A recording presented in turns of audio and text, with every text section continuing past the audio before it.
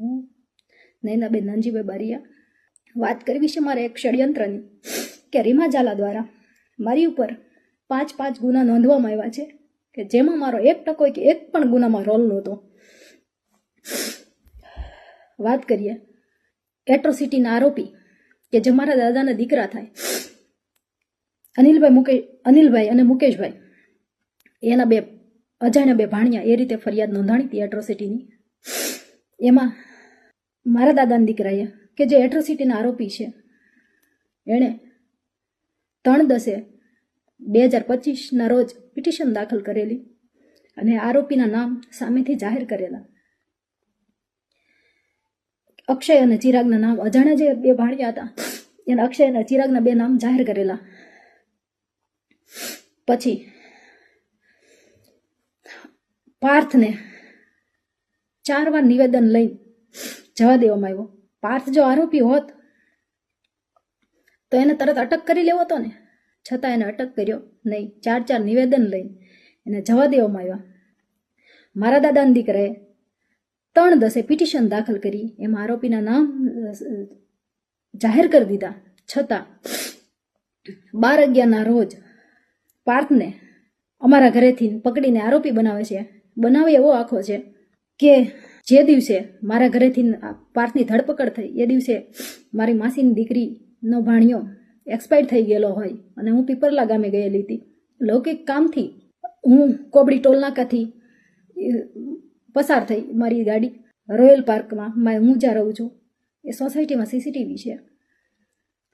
પાર્થ અને ઉષા હું ઘરે પહોંચી એના 30 મિનિટમાં મારા ઘરે આવે છે, 15 મિનિટમાં ઘરે આવે છે. હું 30 મિનિટ જ થઈથી પહોંચી અને ઘરે પાછળ તરત પેરોલ ફરલો સ્કોડ આવે છે. મને કે તમારા ઘરની ઝડતી કરવી છે. ઘરની ઝડતી દરમિયાન એ લોકોએ ગેટવેથી જ વિડીયો સ્ટાર્ટ કરી દીધો હતો ઉતારવાનો મારા ઘરનો. મને કે મેં કીધું જી સાહેબ મેં કરી લો ઘરની ઝડતી. પાર્થને મેં એને સોંપી દીધેલ. પછી મને કે તમારો મોબાઈલ લાવો, મોબાઈલ આપી દીધો. પછી મને કે હાલો તમે.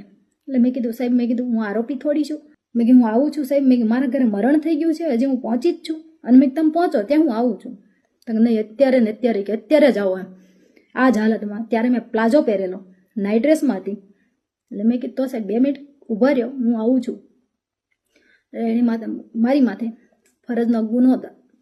ફરજ રૂકાવટનો ગુનો દાખલ કરી દીધો. હવે વાત એ રહી મારા ઘરેથી બોટલ દર્શાવી. મારા ઘરમાં એન્ટર થયા ત્યારથી વિડીયોગ્રાફી એ લોકોએ શરૂ કરી હતી. તો મારા ઘરેથી બોટલ મળી એનો વિડીયોગ્રાફી એમાં હશે. હું કહું છું સાહેબને, રિક્વેસ્ટ કરું છું કે વિડીયોગ્રાફી બહાર વાયરલ કરે. મારા ઘરેથી જો વસ્તુ મળી તો એની વિડીયોગ્રાફી મને આપે, વાયરલ કરે. મતલબ મારા ઘરેથી બોટલ મળી, મારા કબજામાંથી બોટલ મળી, તો પાર્થ અને ઉષા આરોપી કેમ બને? એક બોટલમાં 3 આરોપીના નામ નાખવા, જેના કબજાનો હોય એની માથે હોય. પાર્થ ને ઉષાને શું છે? મારા ઘરેથી બોટલ મળી જ નથી. મારા ઘરેથી બોટલ મળી તો વિડીયોગ્રાફીમાં કેમ નહીં? એને વિડીયોગ્રાફી સાથેનું પંચનામું કર્યું છે. એટ્રોસિટી, ફરજ રૂકાવટ અને બોટલ. મને 15 તારીખે ખબર પડી કે મારી માથે ગુનો દાખલ થવાનો છે. એટ્રોસિટીમાં મને આરોપી બનાવવાની છે અને મારી જેલ એન્ટ્રી છે, જેના કારણે 15 તારીખે હું ફરાર થઈ ગયેલી. મેં આગોતરા જામીન મૂકેલા. હું મુંબઈથી મતલબ અમદાવાદ આવતી હતી. એ દરમિયાન મુંબઈ અને સુરતના ટોલનાકા વચ્ચે પીઆઈ જેબલિયા સાહેબ અને સ્ટાફ સાથે ઊભા રહી ગયા. હું અલ્ટિકા કારમાં આવતી હતી. મારી સાથે 2 બ્રાહ્મણ ભાઈઓ હતા. ટોલનાકે પહોંચતા એ લોકોને ઉતારી નાખે છે પીઆઈ જેબલિયા સાહેબ. હું પાછળની સીટમાં સૂતી હતી, આ 2 ભાઈઓ આગળ હતા. એટલે એને ઉતારી નાખે છે, જેનો મને ખ્યાલ હોતો નથી. પાછળની સીટમાં મારી બાજુમાં, એક્ઝેક્ટ મારી બાજુમાં પીઆઈ જેબલિયા સાહેબ આવીને બેસી જાય છે. આગળ એક કોન્સ્ટેબલ ભાઈ ડ્રાઇવિંગ કરે છે ગાડીની. પછી 50 થી 55 કિલોમીટર જેટલું હાલી જાય છે. ત્યારે મારી આંખ ખુલે છે તો જોયું તો મારી બાજુમાં જેબલિયા સાહેબ. આગળ જોયું તો ડ્રાઈવર ભાઈ બદલાઈ ગયા હતા, ઓલા લોકો. પછી મેં પાછળ જોયું તો પાછળની નંબર પ્લેટ વગરની ગાડીમાં, ક્રેટા ગાડીમાં મારી આરે જે 2 ભાઈઓ બ્રાહ્મણ હતા એ ક્રેટામાં હતા. એટલે મને ખબર પડી ગઈ કે હવે મારો તો આખી ધરપકડ થઈ ગઈ. એટલે મેં કીધું સાહેબ, મેં કીધું મને કે મોબાઈલ આપો, મોબાઈલ આપજો.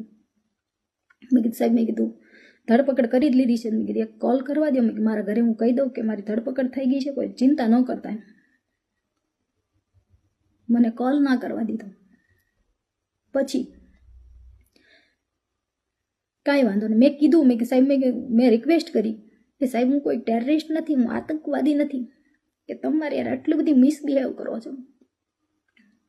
તોય મને કે નહીં, કે ઉપરથી કે ના છે, કે હું તમને કોલ નહીં કરવા દઉં. કાંઈ વાંધો નહીં. પછી મેં કીધું સાહેબ વોશરૂમ જવું છે. મેં 10 થી 12 વખત એમ કીધું સાહેબ મારે વોશરૂમ જવું છે. મને કોઈ જવાબ નહીં આપવા મળ્યો. 350 કિલોમીટર સુધી પાણી તો નહીં પણ વોશરૂમ સુદ્ધા મને નથી જવા દેવામાં આવી. એટલે મેં પછી એમ કીધું, મેં કીધું સાહેબ તમે આ રીતે મારી ધરપકડ ના કરી શકો. તમે મારું ધરપકડ નથી કરી, તમે મારું કિડનેપિંગ કર્યું છે. મહિલા પોલીસ કર્મચારી નહોતી. મેં કીધું હું આ બધું કોર્ટમાં કહીશ કે મારી યારે આવું તમે કર્યું છે. તમે મહિલા પોલીસ કર્મચારી વગર કર્યું છે ધરપકડ, અને નંબર પ્લેટ વગરની ગાડીથી કર્યું છે. અને ત્યારે મેં જોયું તો સૂર્યોદય નહોતો થયો, અંધારામાં ધરપકડ મારી કરી છે. કાંઈ વાંધો નહીં.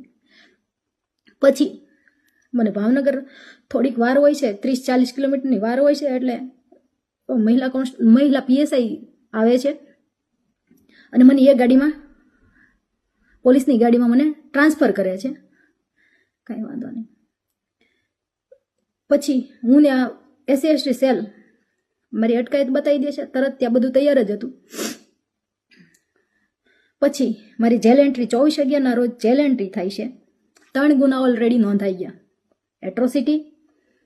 એટ્રોસિટી મદદગારી, પ્રોહિબિશન 1 બોટલમાં અને ફરજ રોકાણમાં 3 જેલ એન્ટ્રી થઈ છે. એટલે મારો જે સામાન હું ફરાર હતી એ દરમિયાન સામાન સીધો જેલમાં જાય છે. જેલમાં સરખી ઝડપી ન હોવાથી મારું સિમ ભૂલથી એ લોકોથી મારી બેગમાં રહી જાય છે. એટલે ઝડપી આવે છે અને મારી પાસેથી 1 સિમ કાર્ડ મળી આવે છે. અને જે મારી જેલ એન્ટ્રી 24/11/2025 થી 12/12 સુધી 12/12/25 ના રોજ સુધી ક્યારેય એક્ટિવેશન કે બિન અધિકૃત એનો ઉપયોગ કરવામાં આવેલ નહોતો. કે મને એ સમય દરમિયાન મારી એક પણ ચીજ જેલમાં આવવા દેવામાં આવી નહોતી, કે મારે કે સિવિલ આવેલી નહોતી, કે મારે કોઈ મુદત આવેલી નહોતી. તો એ સિમમાં મને આરોપી બનાવી દે છે અને એની 4થો ગુનો દાખલ કરી દે છે. જેલ અધિક્ષક સાહેબ કહે છે કે એની બેનનો એક્ટિવેશન ટાઈમ જોવે છે તો પહેલાંનો આવે છે, મારી જેલ એન્ટ્રી પહેલાંનો આવે છે. એટલે સાહેબ કહે છે કે અમારે ગુનો દાખલ કરવો નથી. રીમા ઝાલા કે ડીવાયએસપી પરાણે ગુનો દાખલ કરાવે છે અને 4થો ગુનો મારી પર દાખલ કરાવી દે છે. અને પછી મને જામીન મળે છે ભાવનગર પ્રતિબંધના. પહેલાં મહુવા ઓર્ડર કર્યો, પછી દાહોદ કર્યો અને મારે ભાવનગર પ્રતિબંધ હતો.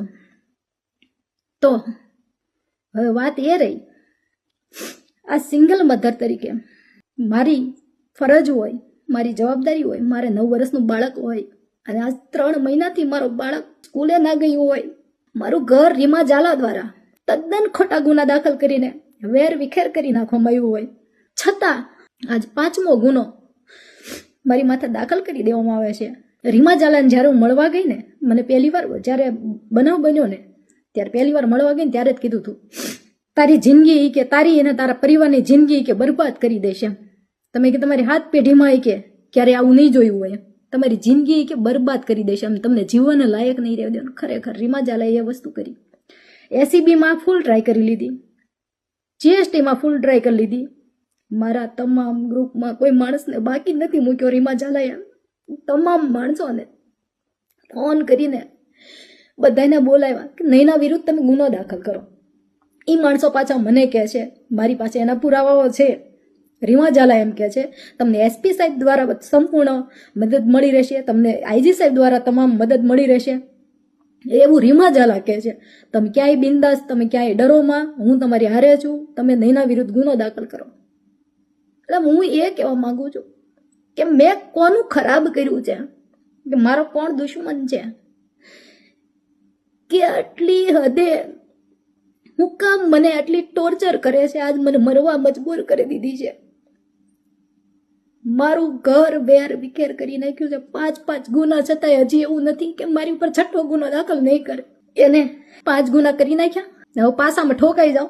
મારું ઘર તો ઓલરેડી એને વેર વિખેર કરી નાખ્યું. મારું બાળક ભાવનગર જે 9 વર્ષનું છે, જેને ભત્રીજો રાખે છે, બેનની ભાણકી રાખે છે, ઘર તો આખું વેર વિખેર કરી નાખ્યું. મારું બાળક 3 મહિનાથી સ્કૂલે નથી ગયું. મારો દાહક ખાતે ઓર્ડર કરી નાખ્યો. મારા બાળકને હું મળી નથી શકતી.